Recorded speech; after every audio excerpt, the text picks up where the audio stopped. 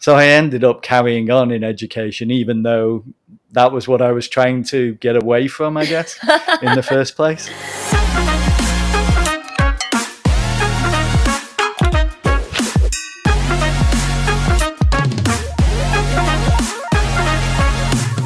Welcome to Eminence Unfiltered Part 11. Today we have Mark Woodruff with us. So let's welcome him together. How are you doing today, Mark? I'm fine, thank you very much. Been a nice couple of days. Okay, all right. So how was your experience in the conference? It's been very good. I think you put on a very good conference and had a lot of good people there, which is always key. And I think it went very well. I've been impressed by the 2 days. Thank you. Thank you very much, Mark.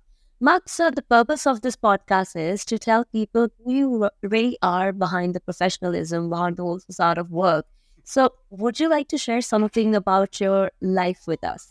I suppose, where do we start? How young do you want? I guess, I've always worked. I had a lot of jobs even when I was a child at school. Did paper rounds and bits and pieces type of jobs, deliveries for people, things like that. Sold Christmas cards for a while. So I guess, I've always been used to work, earning money, the ethic of that. So I guess when I got to about 16 and it was time to leave school, I'd had enough of education, in terms of wasn't interested in going to the next level. I just wanted to leave school and earn more money, I guess. Okay. So that's exactly what I did. I came to an agreement with my parents, that if I found a job quite fast in the next couple of months, then I didn't have to go and do A-levels and carry on. Okay. And I was very fortunate that I found a job in those 2 months. Okay. Which was an apprenticeship scheme, actually. Okay. Working for Ciba-Geigy. Okay. So it was an environmental-based company, Okay. doing herbicides, things like that. And I was working in an environmental lab from 16. Okay. All right. But then they said to me, well, do you want to carry on education and we'll give you a day off every week to go to college? And I was like, okay, sounds like a good deal. So I ended up carrying on in education, even though that was what I was trying to get away from, I guess, in the first place. And it just carried on from there. They became FMC. And then I left to do a degree. Eventually, we came to an agreement that I was leaving. And I'd already been at the university sort of part-time for part of the qualifications I'd been doing. So I ended up going and doing a degree in the end. So from not wanting to do anything, I carried on. God has already planned everything for you that you...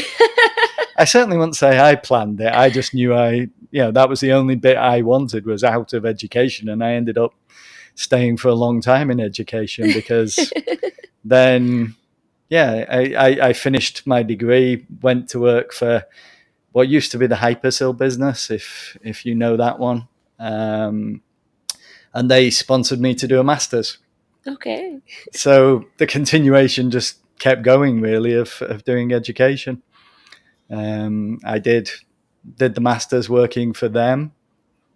Then I guess it was the choice time, because it was, do you carry on and do a PhD? Yes. Or do you do something different? Do you quit? Do you avoid education again? And I actually ended up doing an MBA and heading down the business route instead of carrying on in chemistry, because my degree was in chemistry. My master's was in analytical chemistry. But I decided that was the one, I think, conscious decision I'd started to make, was enough chemistry. Right. So the MBA came along and I took that opportunity to move to more of a business side of my education, I guess. So this diversity in your qualification means, I'm sure that it has helped you a lot in your business as well, right? Because you have the technical background, then you have pursued your MBA as well. So don't you think that this has helped you a lot in your business? Absolutely. Right. I think, chemistry based, I am technical, therefore I understand all of the roles that are within our company. I have done a lot of those roles within our company. No one can accuse me of, just sitting somewhere and not understanding their job. And then I guess the MBA was good because it gives you a good confidence that, you can do business, you can do some accounting. Sitting on the both side of the table, the management as well as the technical guy. And you'll never claim to be an expert, but you can grasp a balance sheet or how to do some accounting side of a business. You understand some of the marketing side of it. You understand some of the logistics. The MBA is a very well-rounded qualification if you can achieve one. Correct. So I think that was really worthwhile in giving me confidence that, you could do all of those parts of then running a business. All right. And tell me something. When you told your parents at the age of 16 that if you get a job, then you might not pursue the education further, what was their reaction? I wouldn't say they were ecstatic, but what parent wouldn't be? But we came to that compromise, of if you get a job within the next few months before the next term Were they praying that you should not get a job in the next few months? Well, it's ironic actually, because the company my dad worked for was right round the corner from Ciba-Geigy, and he saw the advertisement for Ciba-Geigy. Okay. So he pointed it out. I went for the interviews, obviously got the job. So he was kind of involved even in me then ending up in work rather than ending up in A-level education. Oh, okay. All right. So it means your parents have been very supportive in your decision now, I must say. Yeah, I guess. Yeah, I do the same with my children. You have to let them do what they want to do to some extent. They'll only listen to you to some extent, won't they? If you have children, they listen to a little bit. Parents know nothing. We have no experience. We've done nothing. So they have to learn and make their own way in the world, don't they? All right. So do you mind sharing more about your family when it comes to your married life, your kids? So what are they pursuing? Ironically, they both moved. They're both not interested in chemistry. So I have one son, one daughter. My son did physics and maths at A-level, and then went on to do an engineering degree. Did very well in it. He achieved a first, and he got a job in an engineering firm very quickly, straight after he finished. And then after a couple of months, decided he didn't want to do engineering. So you mean to say that your son is doing a job? Well, and this is not a right question at all to ask. How old are you? Because I was assuming that you're going to say that they are in school. Okay. No, this was my assumption. I'm obviously a bit older than you're giving me credit for. Then thank you. I'll take that as a bonus. My son he will be 23 at Christmas. Is that so? Yeah. Wow. Okay. And my daughter is 18. So what is the secret of this Dorian Gray image that you are carrying? Do you have a painting like Dorian Gray hanging somewhere? No, I don't. I guess, I don't know. I've never really thought of feeling I'm young, or I am always positive. I don't stress. Okay. I'm not a big drinker. I've never smoked. So yeah, I've led a fairly healthy lifestyle, I suppose. As a child, I played so much sport, it was unreal. Okay. So yeah. All right. Okay. So this is something so good to share, and thank you for. I just probably need to tell my people that do not stress me out. You handle the business.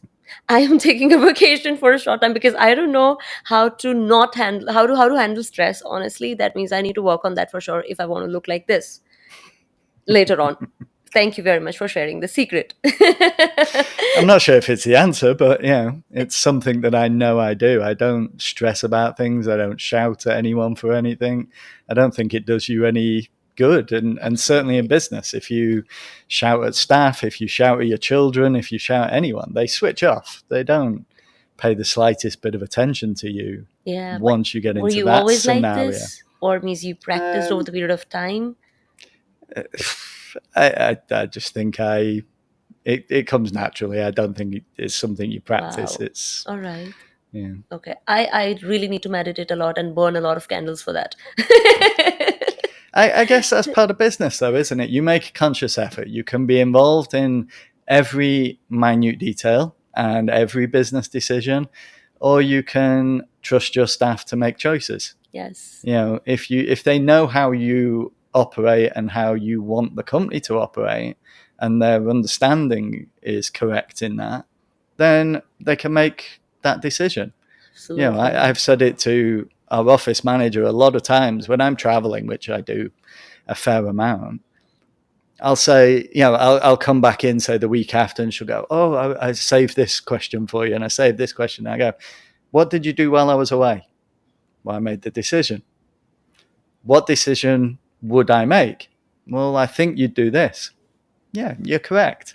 So, understanding, trusting your people, and them understanding the decision that you would probably make. Yes.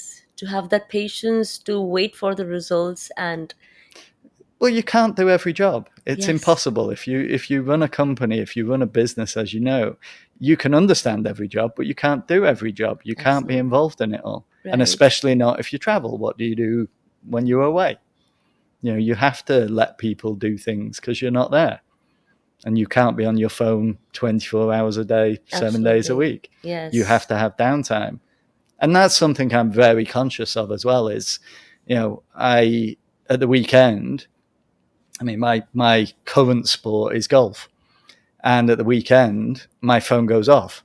Okay. And for 4 hours, 5 hours on the golf course, the world could end and I probably wouldn't know about it because, my phone is off, not just silent, but actually off. And I'm like, this is my time. It's only 4 or 5 hours. The world will survive. Life will go on. Right. Yeah. So it means, when you are giving time to yourself, you are completely giving time to yourself, and the time that belongs to work, you're dedicatedly doing that as well. So this work-life balance that you're maintaining, is there any tips that you would like to share with us? I'm not saying I necessarily have one. I go home from work every night. That's so modest of you. I go home, and if something is not happening, I will get my laptop out and it will go on my knee, and the TV will be on in the background, but I'll start working again. It's a natural habit. Okay. If somebody says, "Do you want to go and do, X, Y, or Z?" I'll be like, "Yeah, okay, I can afford to do that in terms of time." Unless something is critical for work. So, yeah, you have to have switch off times. Otherwise, you'll burn out. It's as simple as. Right. Okay. So let's get on to more about your hobbies that you have. Means I know that you like playing golf. And apart from that. I don't suppose nowadays I have too many hobbies. When I was a lot younger, I used to play a lot of racket sports, badminton, tennis, squash, all of them, cricket, everything that I could do. Okay. As I've got a bit older, parts of me start to fall apart, and I can't play tennis. My shoulder hurts, things like that. So yeah, golf is my current hobby, which I think is a good one, and a lot of people take up a bit later in life because you can play it until I play with guys I know who are 70 and 80 and they're still walking around on a Saturday morning, 5-6 mile walk, and hitting the ball and still adding up. I read an article a while ago about it still keeps your memory and your mind fresh because you're adding up all the way around what score you're on and what score you're aiming for, things like that. Plus, that helps in business as well. Don't you think that when you are playing golf, in the end of the day, you need to have a very strategic planning, a lot of focus. So that game is more like a mind exercise as well, isn't it? I suppose so. Yeah. I mean, growing up, my dad taught me chess. So you could also say, he taught me card games. Brain teaser. So, and what we were saying a moment ago about my son has got an engineering degree, right. Very good at maths, very good at physics. Mm-hmm. Ask him to do a simple sum, and what does he do now? he gets his phone out and he gets the calculator on his phone. Okay. And that drives me crazy because I'm like, you can do this, and it, not difficult. I'm not talking 2 + 2, but you can't do mental maths. Yes. And I grew up doing that in the various jobs I had, dealing with money, dealing with giving people change. Okay. Yeah. Okay, so this is one common thing that I think, which is something to do with the generation for sure, because my mother and father, they've been complaining about the same thing from a very long time. We could do maths in our head for all of these things. Why can't you do it? So I guess this is something to do with the ease of doing it on the phone.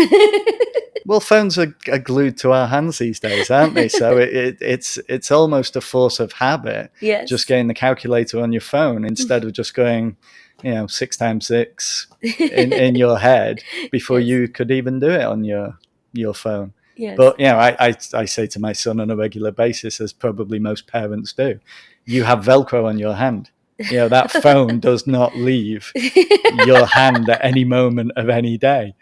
Okay. And I think most young, adults, youngsters are of that opinion these days, aren't they? My son doesn't understand that I never had a phone when I was his age. When I was 12, 13, 14, I didn't have a phone at that stage. Right. Now they've grown up and that's all they understand. So does it stop you doing things? Possibly. I'm sure it's beneficial in some ways, that undoubtedly. Right, he's 23 years old. He's still millennials, means, that Gen Z generation. I believe they have got more facilities than we had back in our days. So it is natural, I guess, means, I have seen a picture which was very beautiful on internet, that people say that everyone is glued to their phone. But let me show you a picture from 1980s where everyone is standing in a subway reading a newspaper. So they're glued to the newspaper. Nowadays, kids are glued to the phone, but the only difference is it's gone from paper to electronic. Isn't it? So it's end of the day.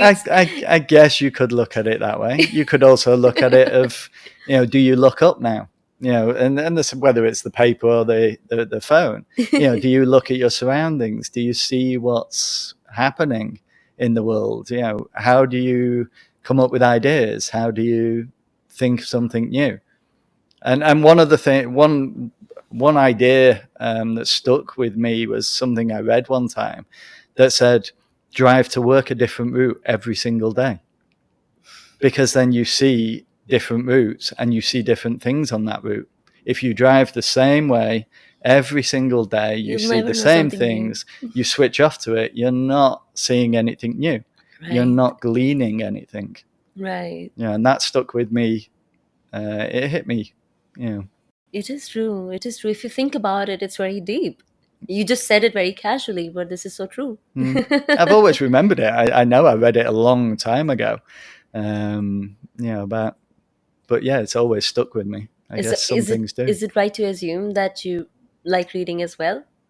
I do like reading. I travel a lot, as we said a moment ago. So I spend a lot of time on planes, in cars.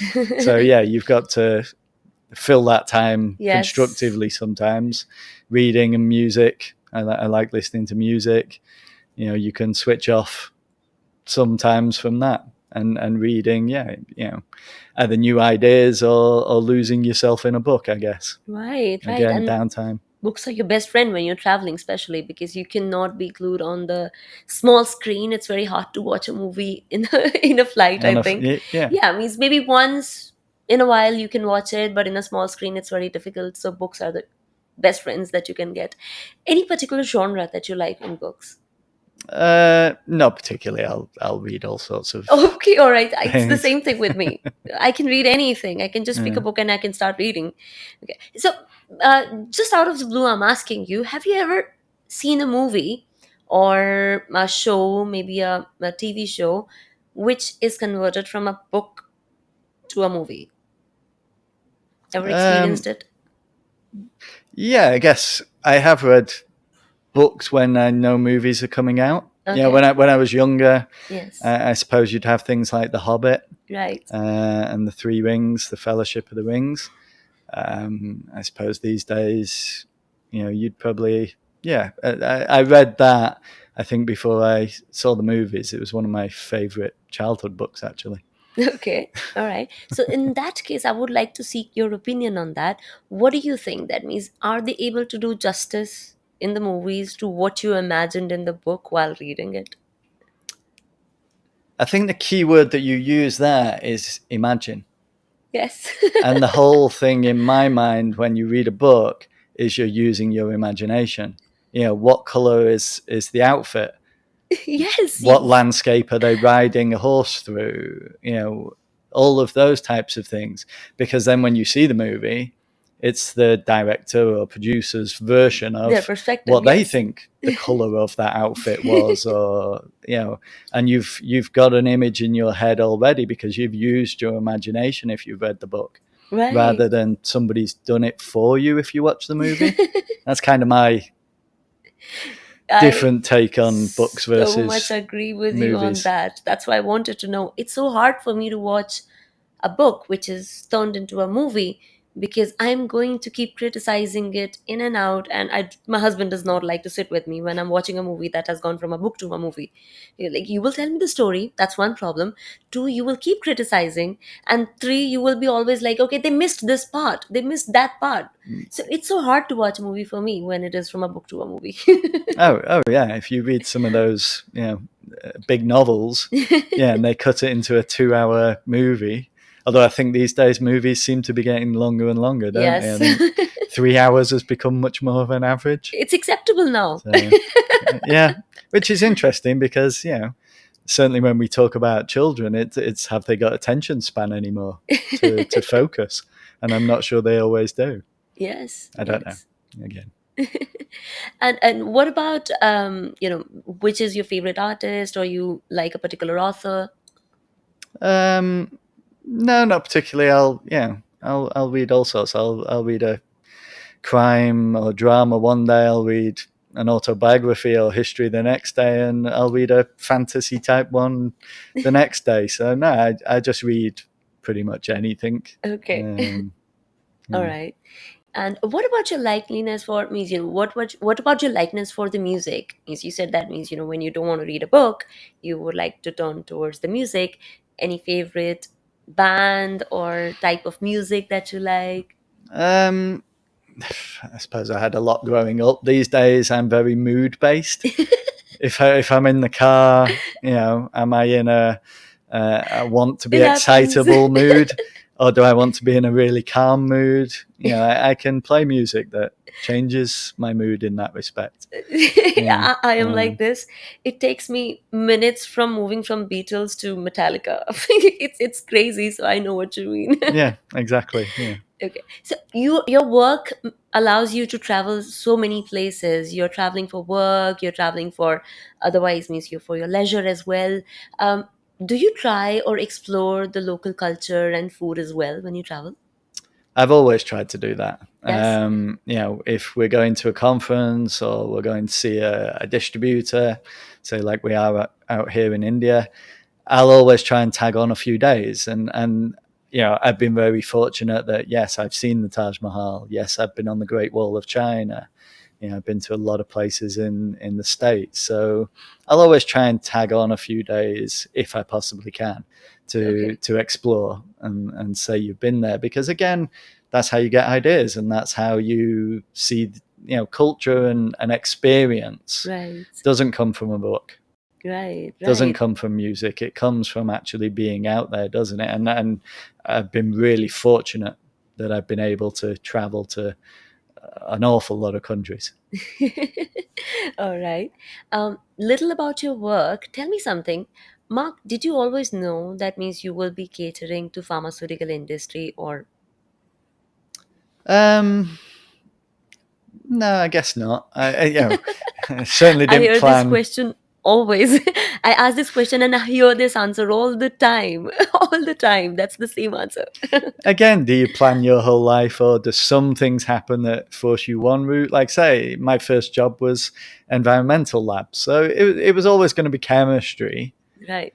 And then when I suppose I moved into HPLC, the largest industry in terms of usage is pharmaceuticals. So then it's difficult to obviously avoid getting involved with the pharmaceutical industry from that perspective. Okay. And how's your experience working with the pharma industry as well?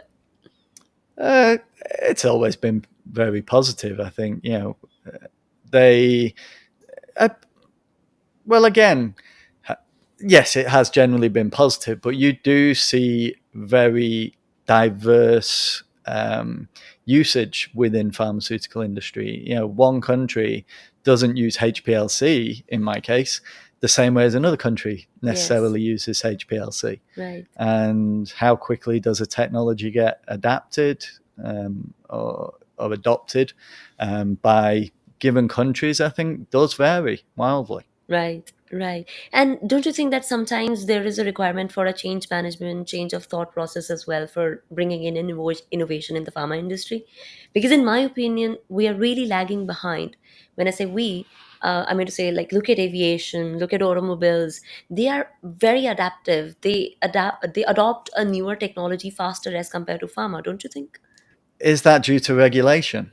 Pharma has to stay very regulated, stay therefore conforming Right, to prove a new theory, to prove a new technology right. is probably very difficult. I mean, I'm not in pharma company every day, so I don't know the absolute answer. But if you looked at it from a pure chromatography point of view, we're still using HPLC columns in a very similar fashion to how we used them 30 years ago. Yes, The yes. technology has evolved, but I wouldn't say it's been a monumental leap. Yes, yes. And there's been conferences happening around HPLC from a very long time, and it's still been the need of the hour where we need an upgrade. So, is it that means some new upgrades happen every now and then in the technology when it comes to HPLC as well? Absolutely. Okay, Yes, things will always move on. Manufacturers will always aim to develop something new. We I suppose there's a balance between the instrumentation and the consumables, i.e., the HPLC column, from my perspective. And that's one of the good things of being still independent. Our right, company is not owned by an instrument company, it's not owned by a corporate right, conglomerate. And therefore, we can be quite flexible in terms of, talking to customers. They come up with an idea and we say, okay, we'll look at that for you. Whereas within, corporate instrumentation companies who own HPLC columns, I think there's a few layers of management that have to sign off on everything, and that causes delays in how quickly something can be tried. And it's not right, even about, does it work? It's about, can we even try this theory? And if it takes 12 months to try a theory, it's a bit different to taking 2 months to try a theory, isn't it? right, right. And I know that means you're very well respected and well reputed in the industry because the people are really accepting your solutions with open arms. Can you share more on what makes you different and stand out in the industry with your solutions? I think we've evolved our chemistries quite quickly.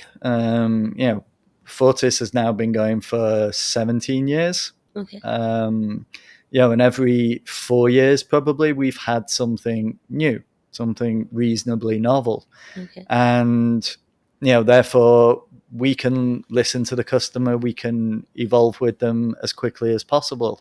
So some of the solutions that we've tried to offer or do offer have come about, purely because customer asks us something, not just because we think it's a good idea right, or we right. think that we're capable of producing something, but then a customer says, "Well, More like I meeting don't the want that." needs, the current requirements of the, Absolutely, yes, and that was one of the things.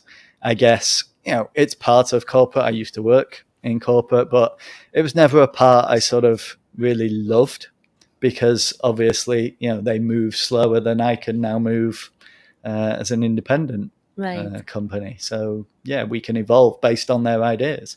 Right. Okay. Thank you very much for sharing this insight. And Mark, you already shared about that means, I know that you are a very calm person and this is how you manage your team also well. And still, we would like to know more about if you have any suggestions or advice for the aspiring leaders in any industry, pharma or even non-pharmaceutical, the people who are starting solutions like yours or a different solution.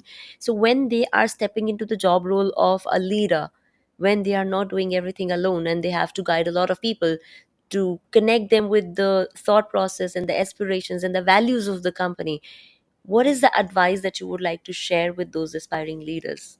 Wow.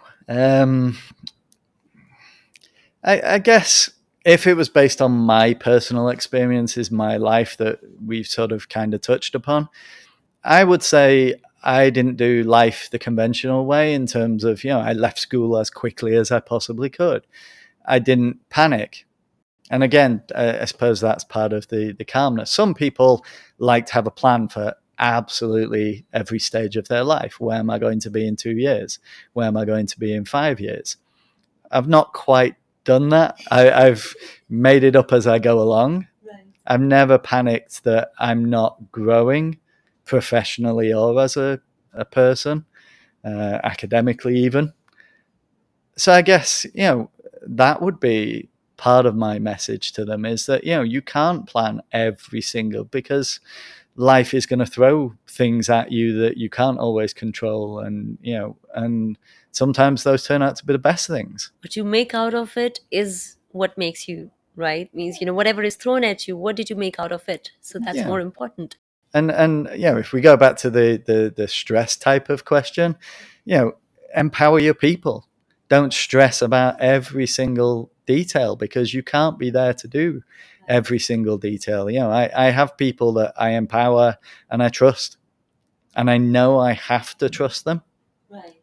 And as long as they don't cost me a fortune in terms of losing me a fortune, then I allow them to make the decisions that they know is the direction that the company has to go. That's how they will feel valuable as well, because Well, then they feel, that they actually come to work and make a difference, not just that they come to work and push a pen round and do exactly what they're told. I wouldn't enjoy being micromanaged. I know that for a fact. So why would I micromanage other people? right, right. Okay, and the last question that we have for you, because I know you had a very long day, and I don't want to keep you tied to that couch for any longer. Um, this podcast, it's not only viewed and heard by the pharma professionals and the professionals from different industry, it's also viewed and heard by the kids from the academics background who are in the universities and colleges right now. So any suggestion or advice that you have for those people who are about to start their career in the next season? I think they'd be you have the obvious one: work hard. No one would ever accuse you of failing because you've worked hard. If you are lazy, there's obvious ways that you're not going to achieve. So you have to be prepared to work, and also I think in that you have to do a job or a sport or anything in life that you actually enjoy. And that's critical. You have to go into work. We all have to earn money. We all have to go and do a job to do the things that we want to do in life. And to do that, you have to take gambles occasionally. You have to take the odd risk. I'm not going to say I've never gambled. I have a business partner. We make decisions and we go with them, and we might not always make the correct decision, but at least we made a decision. We didn't and ah and not make a decision and try something. We try it, we go, that worked or that didn't work. We won't do it again, or we will expand on it and do it again. So, you've got to make decisions, you've got to make choices, and you've got to have faith in yourself to make those choices. Absolutely. So if I have to summarize it, so I would say that means First thing is that you, at any cost, you need to put in the hours, you make sure that you work hard. And second, but foremost thing, that you have to do something that you love. Do not chase money, chase your dreams, and rest of the things will fall in your laps by default. In theory, yes, it should do, yes. Follow your passion and things will follow. And third, take risk, take decisions, take risk, because without that you will not be able to go far if you are in the comfort zone. And last but not the least, rather than regretting, have faith in what you're deciding for yourself, right? Yeah, and continue to learn. And by that, I Upgrade don't yourself. mean just learn academically. When we talked about go different routes to work, learn by the environment, learn by what's going on around you, learn by watching other people. That's, if somebody's successful, they're successful for a reason. Learn what they did. Absolutely. I must say, this podcast, I have so many people who have been sitting in that seat. There is so much that I learn from them, and sometimes I feel it's not for the viewers, it's for me. Every time I interview someone, a piece of them is with me all the time, reminding me, Guneet, yes, everything is gonna be all right. So thank you very much, Mark. Thank you very much for letting me interview you, and it's really an honor to have you here. And we had Mark with us today. What do you think about this podcast? Please mention in the comments below. We'll see you again next week. Thank you.